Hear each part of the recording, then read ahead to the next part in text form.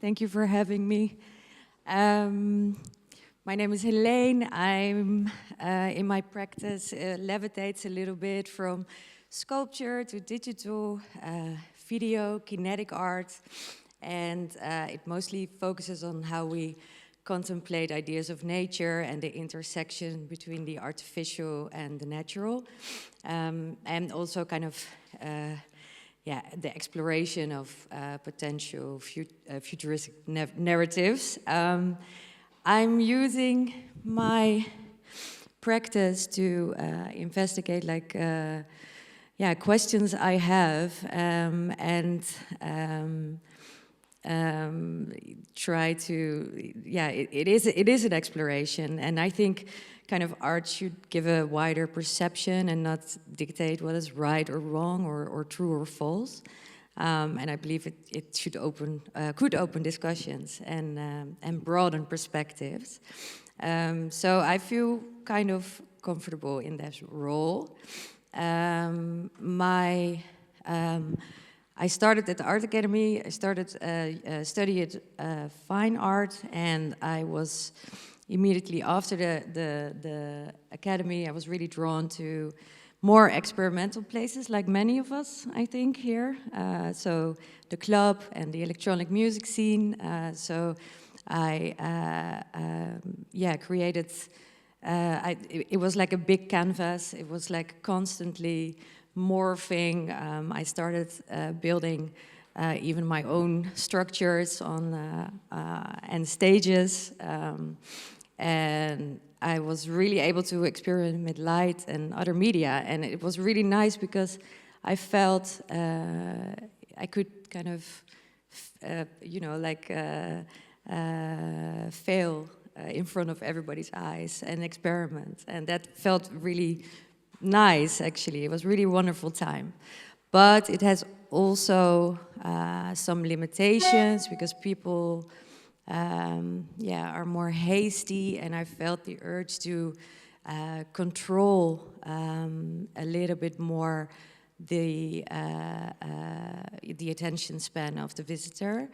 But I transported all the knowledge and I've learned in the club scene to more also the daytime, because I really wanted to sleep at some point as well. But I somehow missed the live element of it, so I slowly went back into more theater and also data-driven installations. I'm gonna talk a little bit more about my project Habitat. Is it still? Yeah. It was first presented in the Next Museum in 2020, and it's a really big data-driven projection where fossils and stones and coral structures from the Biodiversity Center Naturalis are translated into this game-like environment. The investigation was a little bit like, are we able to experience nature in digitized form? Because at one point we might not be able to access nature at all anymore because it's protected from us or, just gone. And it also explores like,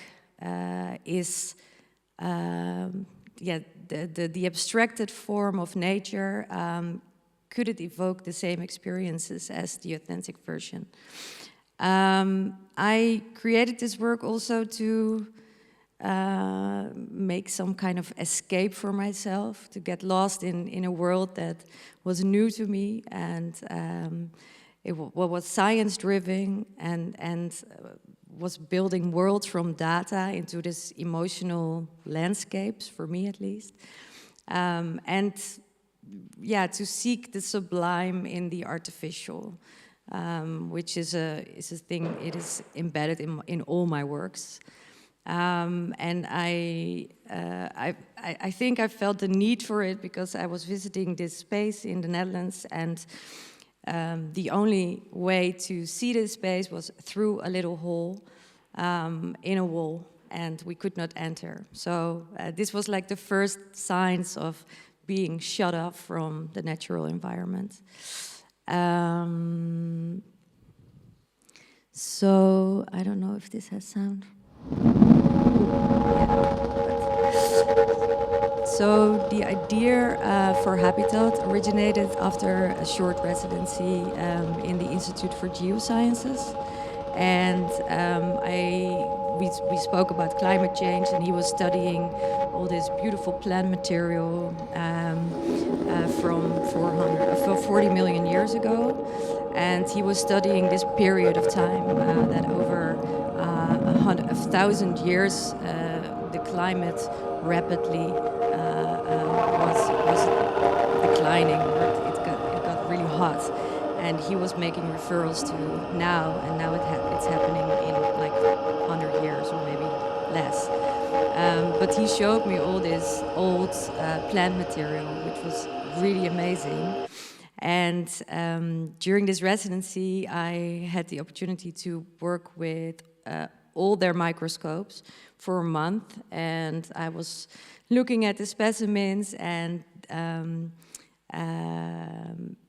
then the most special microscope was the SAM, the electron microscope, and I think that was, maybe the most, it was almost like spiritual thing, because I saw all these beautiful specimens, and it felt completely digitally constructed.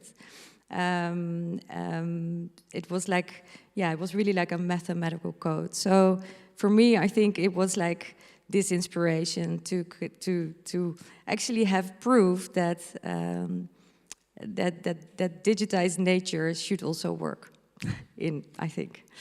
So it started out as this archival research, collecting specimens from the Naturalis. I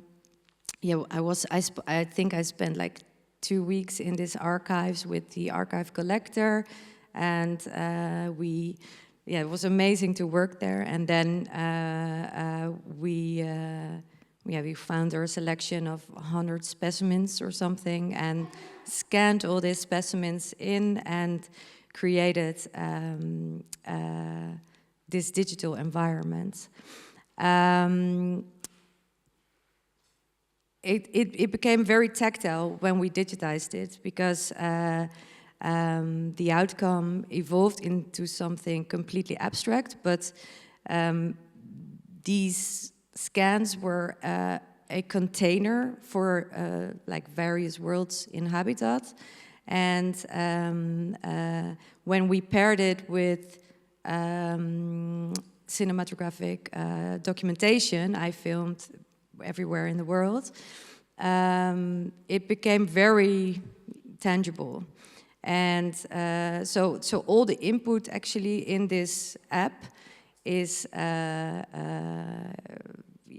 authentic, so to say. It's natural. It's from found footage. So what is presented is not a complete realistic depiction of nature, but it is recognizable as something that feels like it. Let me see. So together with NAB, and Tim is gonna speak more about NAB because it is an amazing software. We wrote a bespoke software for Habitat. So we created actually an instrument. I'm a non-coder, so but they created an instrument for me that I could access the code and also change the whole application. So that was amazing for me to play with. It is super intuitive. You have like this large set of parameters which you can control everything you want. The whole appearance of the work, you have like parameters like fog and wind and hairs and rotation, and you have different viewpoints of, you can use it as really as a game with a control. You can go into it, and well, I mean, it felt for me, especially with all the hairs and the fog, that every world, every container could have its own weather system, and yeah, and I could completely customize it. So next to this application, they have built Napkin, and that's for me as a non-coder, like I said, it's really, really nice to use. It's, I think, and it's also open source. That's what I really like about this. So you can all access it, and yeah, for me, I got a better understanding of how code works and how functionality of applications work. And yeah, well, I said that, but it's really amazing. You should really have a look. Yeah, so here you can see the different render modes as well, points and with hairs, and yeah, you see like the density of all the lines. It's really beautiful, and this is like the fill. You have you can draw your own paths through the specimen, so to say. Yeah, you can alter a lot actually, and yeah, like I said, it's very intuitive. Yeah, you see here. Yeah. So in the artwork, we also implemented sculptures, 3 sculptures in the installation version. And there we made use of rangefinder sensors. But it was not, it was more like a social experiment. It was not an instant gratification at all. They're used in a way that sometimes what is generated, it's not immediately perceptible, so it all works with delays. It was very confusing for the people that were in the installation, but for me it was really funny, because I thought this is how nature works as well. It's not instant gratification. It always works with delays. So we had a lot of discussions in the museum, because they were like, yeah, but they don't understand, and they didn't. But eventually, what I think was a beautiful outcome, they gave themselves over to the spectacle and just sit down and see the work. And I think that that's what we should do with nature as well, you know? It really symbolizes this how humans should interact with nature. So, yeah, I think I'm really fast, going really fast, but it's also nice to have a short presentation, right? I guess. Oh, I'm not done yet. I thought I was done. Anyway, okay, so this is the sound aspect, which I made with my collaborator, Stijn van Beek. He's also a coder, so but he's also a really good musician. And he developed in LAM a new plugin that allows us to kind of distort field recordings, and we found in nature. So, for example, we had like 2 stones, and they were smashed together, and that sound of this impact we stretched into this 4-minute symphony. And we did that with all the music used in Habitat. It's all found footage, and yeah, so I don't know if you can hear it good, but anyway. We should make a CD maybe. Yeah, so sorry, I'm just going on. The work also has a capture software made by Leslie, also a participant of NAP, and yeah, we can create like super large scale prints of 2.5 meters, full resolution, which is yeah, very interesting, I think. And we are working towards a multiple screen, maybe dome version even. Yeah, it has endless possibilities, NAP, for instance, and the habitat, and we're working constantly to new versions of the software. Yeah, the work is traveling a lot, and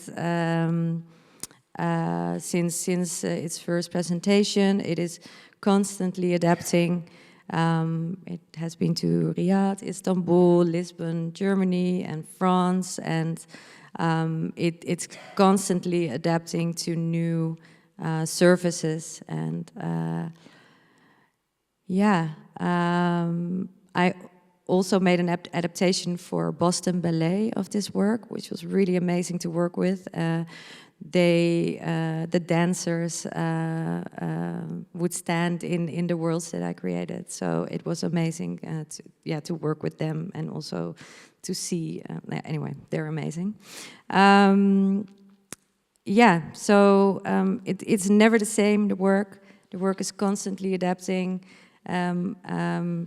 It's an ongoing project and continuously in evolution, and yeah, for me, conceptually, there is no other way.